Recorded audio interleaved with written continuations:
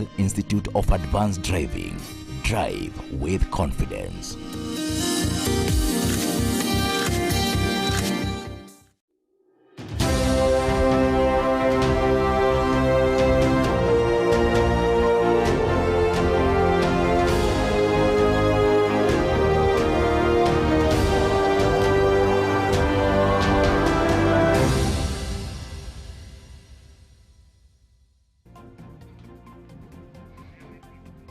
Mahali popote ambapo ulipo mpenzi mtazamaji, natumai kwamba buheri wa afya na umeshinda salama.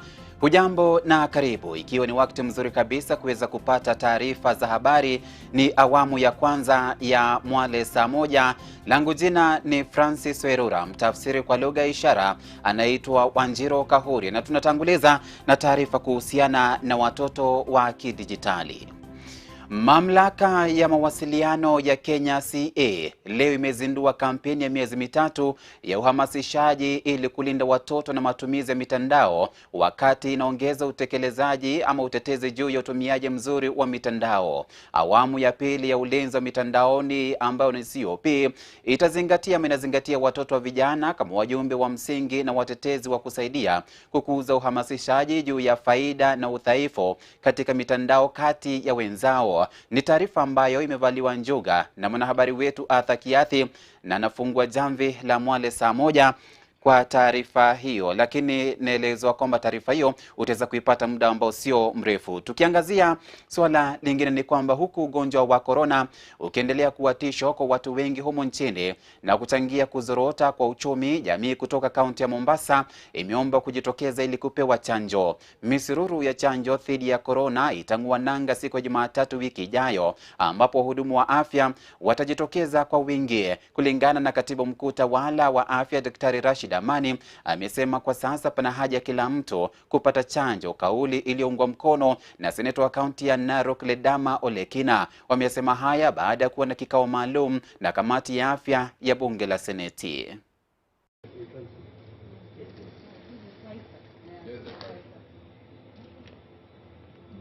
It's from the day you open it.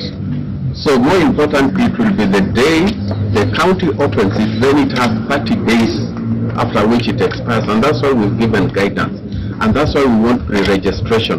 We want to know how many people will be there, and we take that Pfizer there. That is very important to know that the shelf life of Pfizer is dynamic. It depends on when you start using it. That's one. Number two, once Pfizer is stored at -70 degrees. Now, once you remove it at -70, then it is thawed and it can be used at 2 to 8 degrees. So when it is in use, it is 2 to 8 degrees, and that's when it lasts for 30 days. You can then refreeze it at -15 if you have to keep it longer. I want to appeal to Kenyans that yes, we can do all we can to bring in vaccines. We can do all we can to ensure that these vaccines' integrity is provided for by the time they get to facilities, but then these vaccines need to get into people's arms, and for it to get into people's arms, Kenyans must come out and take these vaccines. I want to encourage Kenyans to go out and get vaccinated. We hear that with Pfizer, they can only be taken to a place where they are high population.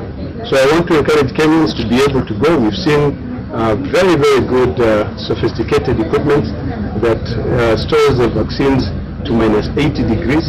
But when they go to Mandera, as an example, it is good for the county governments to be able to mobilize. County governments should not request for these vaccines if they have not mobilized people to be vaccinated.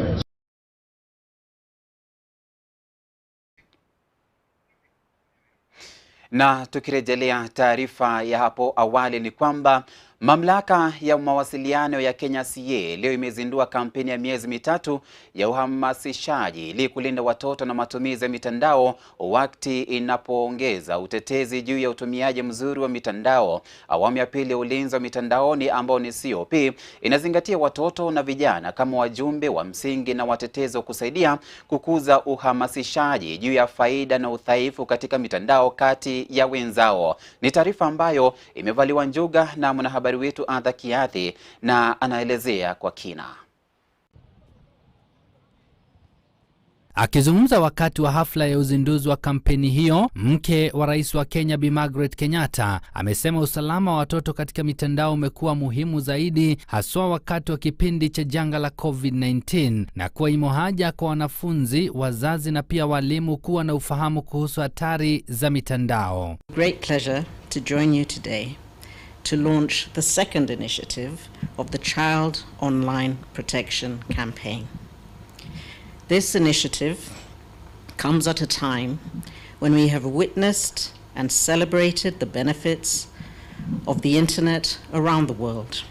Growth and evolution of the internet, we also expect to see an increase in cybercrime and the dangers our children and youth are exposed to.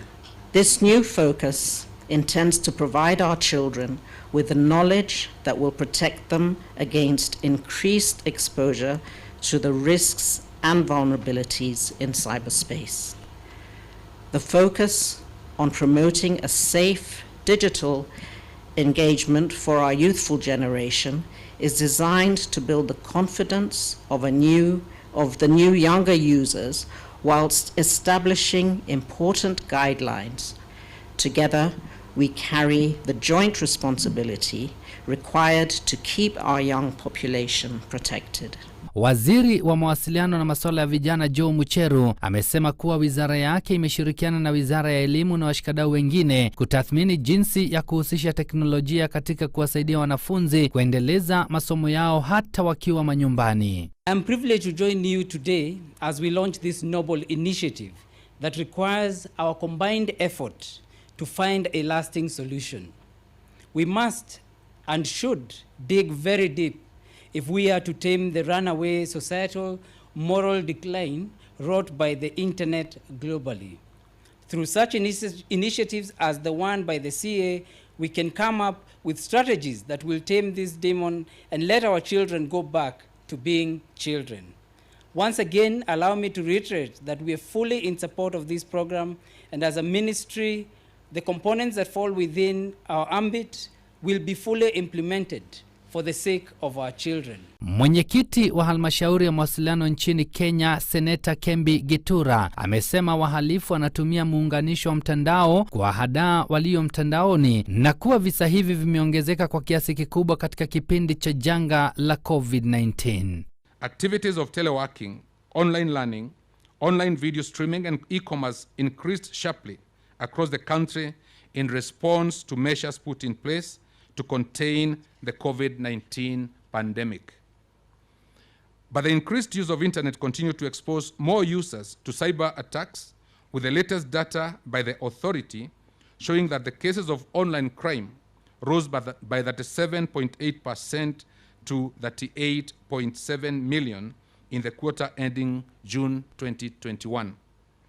A majority of these threats were malware attacks, recording the highest jump of 6.9% to stand at 23 million. Kwa upande wake, kaimu mkurugenzi mkuu wa halmashauri ya CA Masi Wanjao amesema halmashauri hiyo inashirikiana na Wizara ya Elimu kuafikia usalama wa mitandao miongoni mwa wanafunzi. We have seen this particularly with the advent of COVID-19.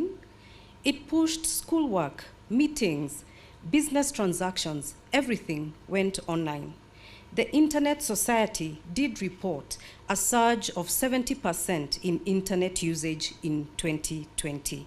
Many people relied on the internet for various purposes, but mostly for education, work, and entertainment, among others. We have commenced deliberations with the Teacher Service Commission in an effort to design a capacity building program for school ICT teachers in Kenya. Educators are key in the character development of the child, and as such, it is important that they possess the necessary skills. Nikiripotia runinga ya Mwangaza, jina langu ni Adha Kiathi. Na tukiangazia suala la afya kwa mara nyingine ni kwamba Wakazi wengi kutoka kaunti ya Mombasa bado hawajaweza kukumbatia mbinu za upangaji uzazi, utafiti ukionyesha kwamba kupungua kwa kiwango kikubwa. Mshirikisho wa masuala ya afya ya uzazi kaunti ya Mombasa, Mwana Mark Athman, amesema kwamba janga la corona ni kati ya changamoto ambazo zimechangia hali kuwa tete zaidi. Amejiri huku pia ikidaiwa kwamba mimba za mapema zimeongezeka kwa kiwango kikubwa kwa watoto wachanga na ambao wanafaa kuwa shuleni. When I read the statistics that our contraceptive prevalence has dropped to 32, it worries me. Because what it means that if those 364,000 plus engaged in a sexual encounter, that more than 200,000 of them will be at risk of pregnancy. Kia 2020-2021 tumekuwa na changamoto kadhaa. Moja ni corona ambayo ilikuja ikatu disrupt. Tulilazimika tufunge hospitali zingine na hata resources zetu ilibidi tu diverge. Tuzipeleke kwa upande wa kuhudumia corona kwa sababu ilikuwa ni swala la emergency. Sasa hapo tulishuka kidogo kutoka hapo, na pia tulikuwa na strike za hawa wafanyaji kazi wa umma wa hospitali. Hiyo pia ilichangia kushuka. Wakati tumekuwa tukichukua data, tumeona kuna asilimia kubwa ya watu huenda wakachukua emergency pill.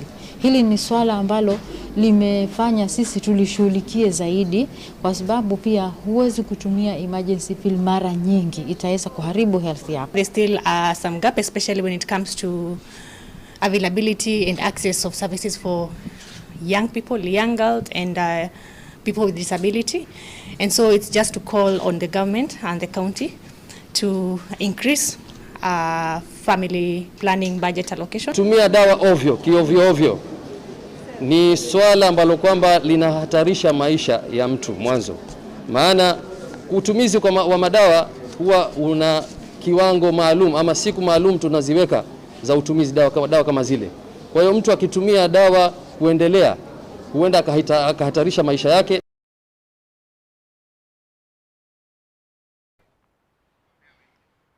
Tukisonga mbele ni kwamba taifa linapojiandaa kwa uchaguzi mkuu mwezi wa 8 mwaka ujao, viongozi wa kidini humo nchini wangali wanasisitiza haja wanasiasa kukumbatia amani. Wakizungumza mjini Nakuru baada ya kikao, wakiongozwa na Askofu Emeritus David Oginde, wamesema kwamba baada ya serikali iliyoko mamlakani kumaliza tamu ya uongozi, panafaa kuwa na hali ya utulivu. Wamesema haya mjini Nakuru huku siasa na kampeni za mapema zikiendelea kushamiri kila kona nchini.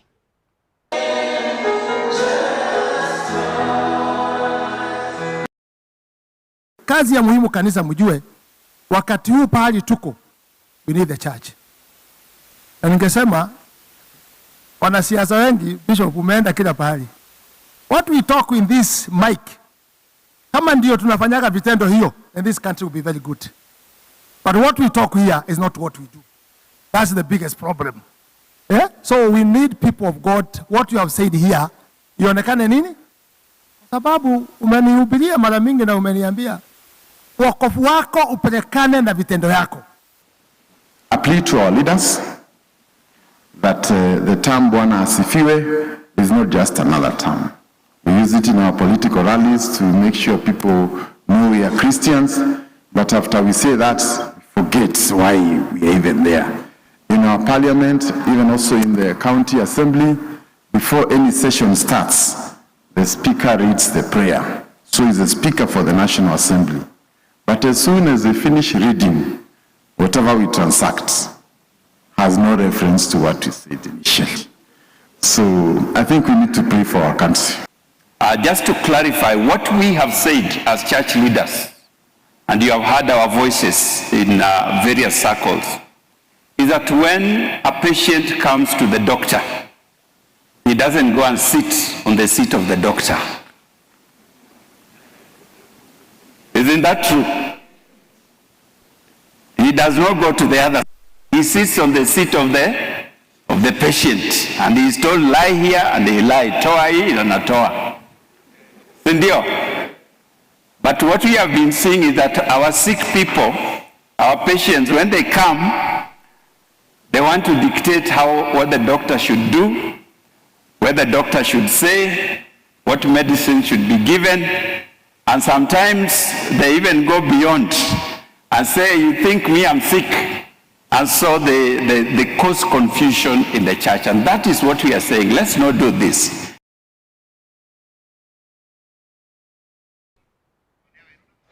Na tukiangazia masuala ya maskota ni kwamba baadhi ya maskota katika kaunti ndogo ya Aldai, kaunti ya Nandi, waliofurushwa katika mashamba yao yapatao ekari 10 na wakoloni kwenye eneo la Savani lililoko Tinderet, wameitaka serikali kuwarejeshea makazi yao, wakisema kwamba wameumia kwa muda mrefu. Wakazi hao ambao kwa sasa wanaishi kama maskota katika kijiji cha Kamarish, lokesheni ya Kaboi, walikotorokea, wamesema kwamba waliyapeleka malalamishi yao kwenye tume inayosimamia masuala ya ardhi humo nchini NCL, lakini bado kilio chao hakijaweza kutatuliwa.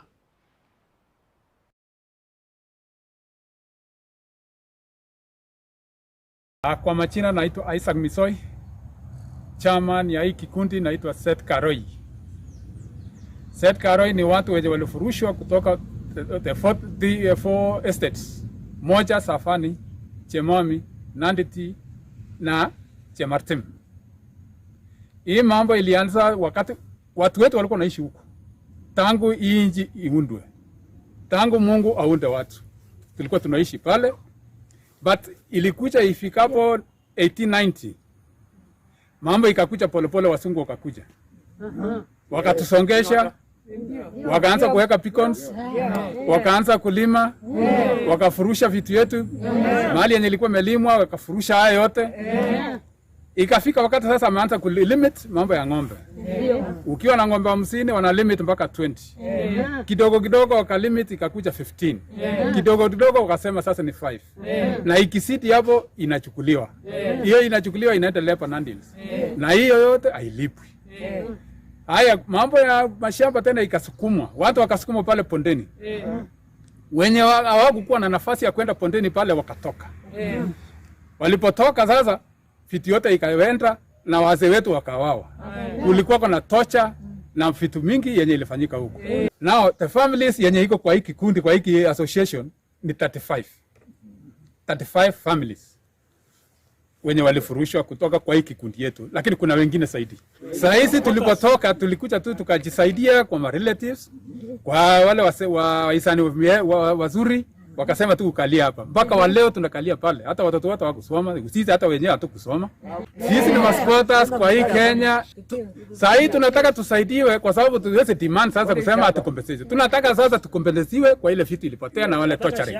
Na shamba tunataka irivatiwe back kuja kwetu. Kila mtu apate shamba yake.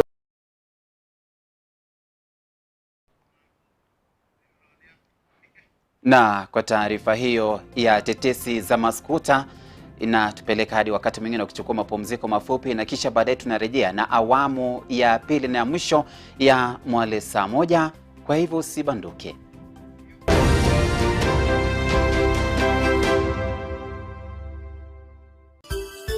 Unatazama Mwangaza TV, tumaini lako.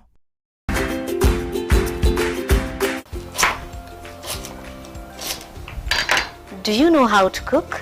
Wanasema njia ya kuingia moyoni ni kupitia tumbo. Pia chakula kizuri kina boost our mood na pia energy levels. Tutaangazia mapishi ya kitamaduni, Kiafrika na pia ya kizungu. Sote tupenda chakula kitamu na hadithi za kupendeza. Naam, usikose kutazama Upishi Bora, ni kila siku ya Alhamisi saa 2 kasorobo jioni.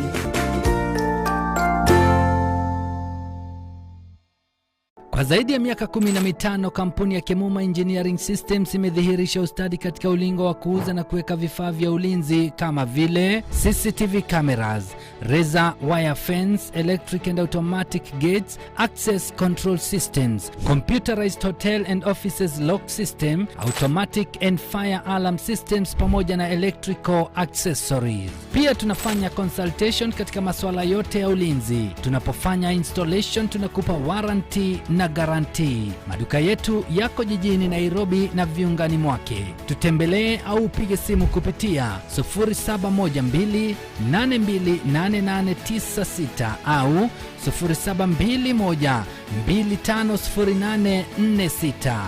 Kemuma Engineering Systems. Security at its best.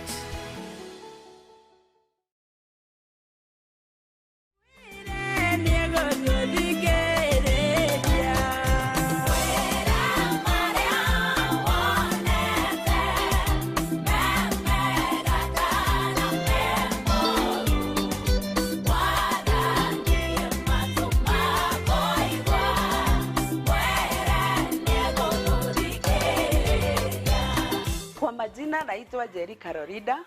Mimi ndio nimekuibia hii wimbo. Ukitaka huu wimbo uwe sikiza tune yako, andika jina Skiza na capital letter, uspace, uandike 7186097, 7186097, utume kwa 811 na Mungu atakubariki.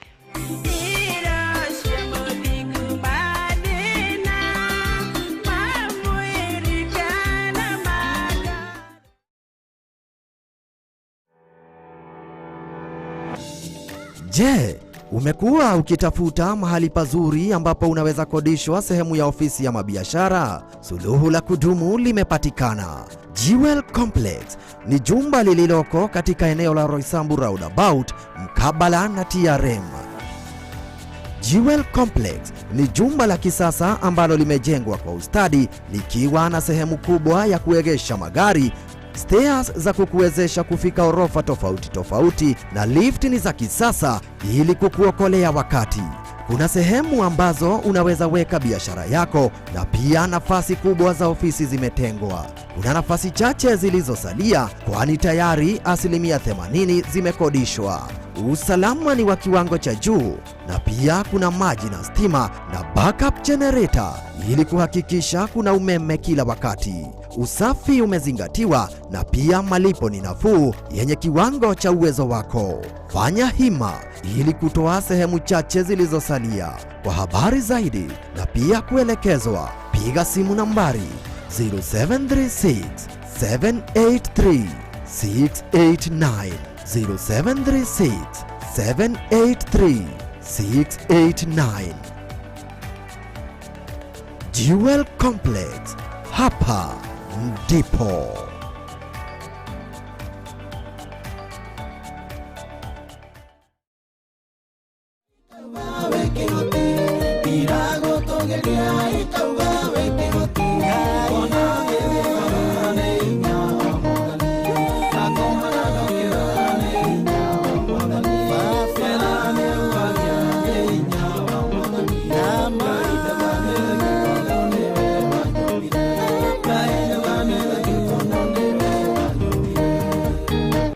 Kwa majina ni Richman Kamwele.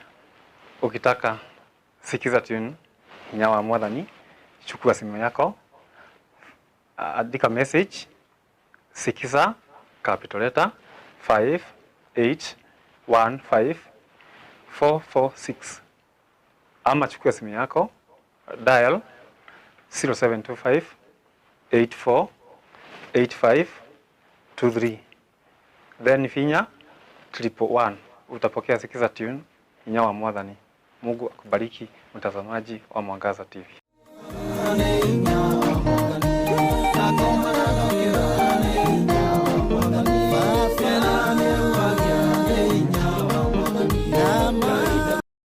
Next on Mama Yangu. Nataka tuongee kuhusu msichana Janice. Janice.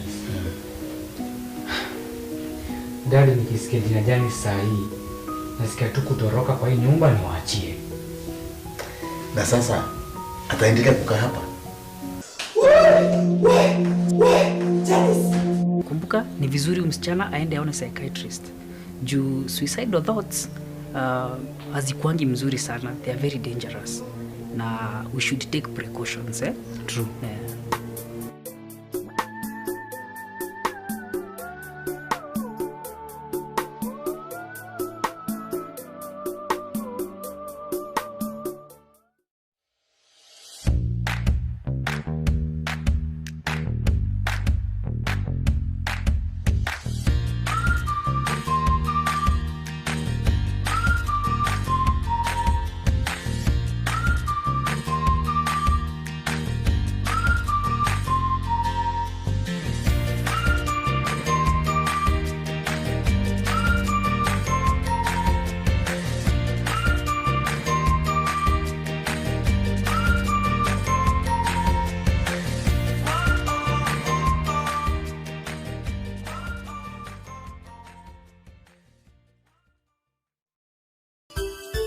Unatazama Mwangaza TV, tumaini lako.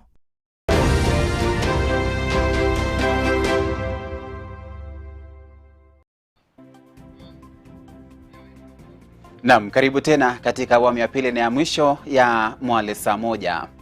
Wakulima wa pamba katika kaunti ya Busia wamepoteza matumaini ya kuvuna pamba kwa wingi baada ya mvua kukosa kunyesha msimu wa upanzi. Wakati huo huo, naye mtaalamu wa mbegu za kisasa za pamba Gregory Wandenya ametoa ushauri kwa wakulima kuhakikisha kwamba wanafuata kanuni zote za upanzi katika majira yanayofaa. Ukulima wa pamba umekuwa uti wa mgongo kwa wakazi wengi kaunti ya Busia, sasa wakulima wakitoa wito kwa serikali kuwapiga jeki. Tulikuwa tayari kupanda pamba kwa wingi, lakini weather ikatuleta changamoto kubwa.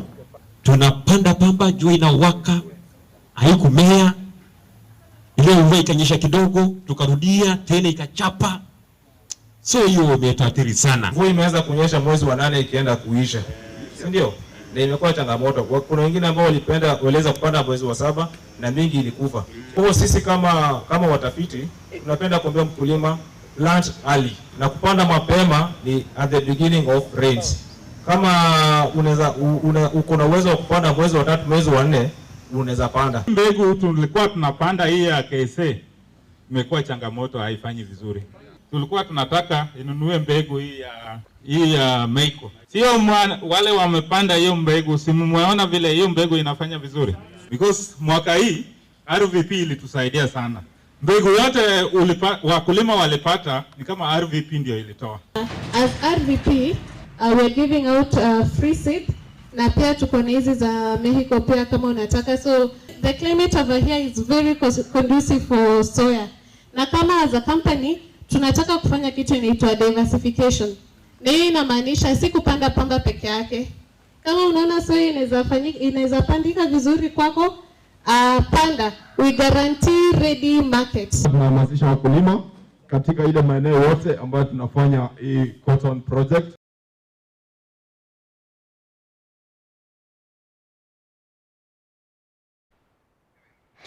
Na sasa tuangazie masuala ya usalama, ambapo wanabodaboda katika eneo la Katani wametoa wito kwa maafisa wa usalama kufuatia misururu ya mashambulizi ya majangili. Wakizungumza na wanahabari katika kituo cha polisi cha Mlolongo, wanabodaboda hao wameelezea kwamba kazi imekuwa ngumu kutekeleza. Zaidi ya hao wamesema kwamba kisa cha hivi majuzi ni cha Samuel Nyabutu ambaye alipigwa risasi na kuuawa na majambazi waliokuwa wamewabeba kama wateja wake majira saa 2:30 za usiku. Tuko na maumivu sana kwa sababu mwenzetu wengi wameuawa, wengine mafisi na kulia huko ndani.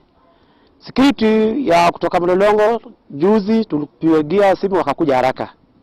Hao wengine hapo walikuja wakauawa, wakakufia huko, mafisi zikaanza kukula.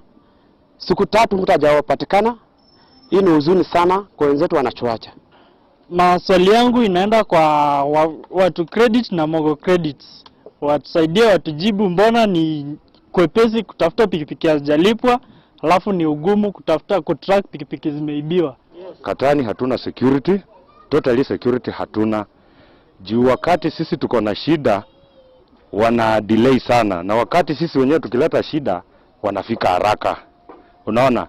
Na another thing ni wakati tumeripoti kwamba pikipiki imepotea to these people kwa credit, hawa respond. Lakini wakati hii pikipiki, wakati nimetoka hapa nimeenda some distance past the place yenye nilikuwa nimeandikisha hii pikipiki, wananipigia simu. Hata kama nimechukua dakika 20 ama watu wa bodaboda wamekuwa sana wakiuawa. Sasa tumefika watu 7 wameuawa na pikipiki zao zinaibiwa na pikipiki haizipatikani. Na faida ni kwao. Ndio hao watu wa kiredo, hao watu wanatupea pikipiki, wanaenda mbele wana claim insurance inalipa ndugu zao, na sisi shida inakuwa kwetu, benefit inakuwa kwetu.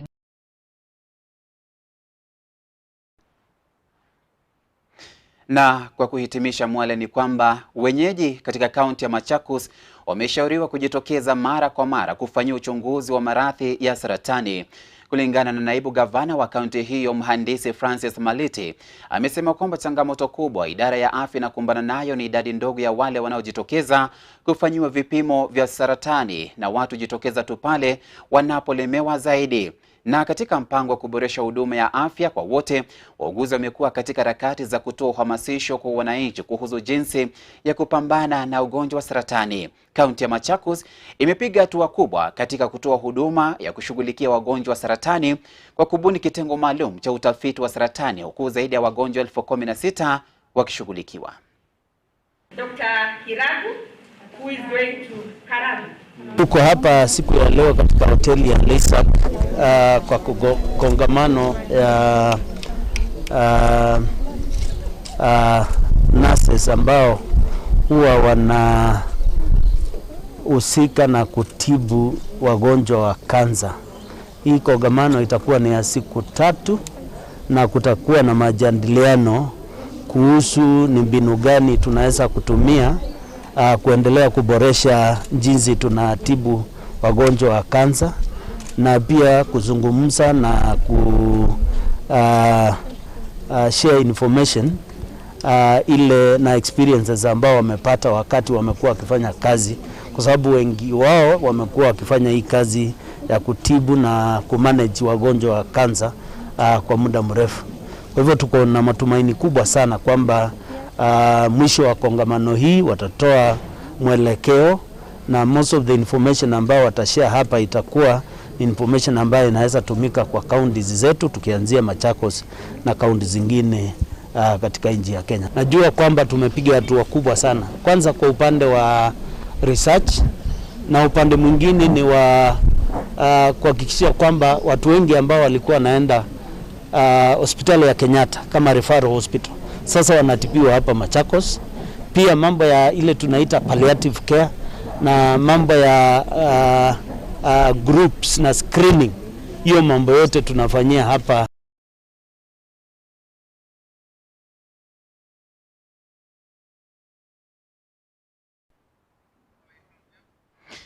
Na kwa taarifa hiyo, mpenzi mtazamaji, tuna lingine ila kuweza kulikunja jamvi la Mwale Saa Moja, na imekuwa ni furaha kubwa kuweza kuandamana nawe. Upande ule mwingine mtangazaji mwenza Maureen Wanjiru ananiarifu kwamba mida ya saa 1:45 ameweza kukuandalia makubwa sana kuhusiana na kipindi Upishi Bora. Kwa hivyo usiende mbali.